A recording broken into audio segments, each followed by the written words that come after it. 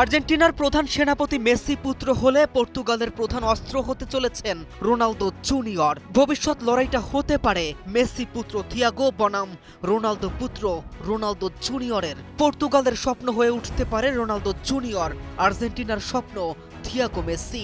লড়াইটা genetics versus genetics. Ronaldo আর মেসির বয়সের ব্যবধান ৮৬৯ দিন। রোনালদো পুত্র এবং মেসি পুত্রের বয়সের ব্যবধানও সেম ৮৬৯ দিন।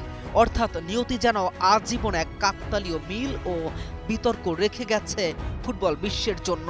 মেসির সাথে রোনালদোর যুগের হয়তো সমাপ্তি ঘটতে চলেছে, তবে তাদের সুযোগ্য উত্তরসূরি হয়ে ফুটবল বিশ্বকে নিজেদের জাদুতে বুঁদ করে রাখতে আসছে তাদেরই দুই সুপুত্র।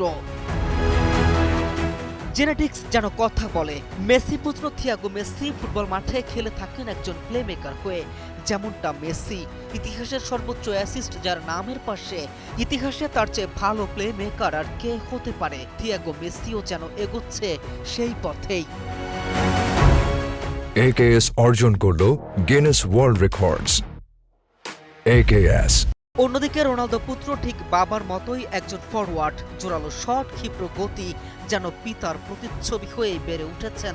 উচ্চতা ইতিমধ্যে নিজের বাবাকেও ছাড়িয়ে গেছেন এই আপকামিং সুপারস্টার। একজন আছেন সৌদিতে, অন্যজন আমেরিকায়। দুই রকম সংস্কৃতিতে বেড়ে উঠছেন, তবে ফুটবল আবার তাদের করতে পারে এক, আবার দেখা দিতে পারে তাদের সেই দ্বৈরথ্য। তবে ভক্তরা মনে করছেন কিংবা আশায় মুখ বাঁধাচ্ছেন, আসন্ন ২০৩০ বিশ্বকাপে একত্রে মাঠে নামবেন একজোড়া বাবার ছেলে। পর্তুগালের হয়ে মাঠ মাতাবেন রোনালদো ও রোনালদো জুনিয়র, আর আর্জেন্টিনার পতাকা উঁচিয়ে ধরতে মেসির সাথে প্রধান সেনাপতির ভূমিকায় থাকবেন থিয়াগো। যদিও স্বপ্ন আর বাস্তবতার তফাৎ অনেক। বাস্তবতা কল্পনার জগতের মধ্যে এতটাও সহজ নয়। KM Rafin, News 24।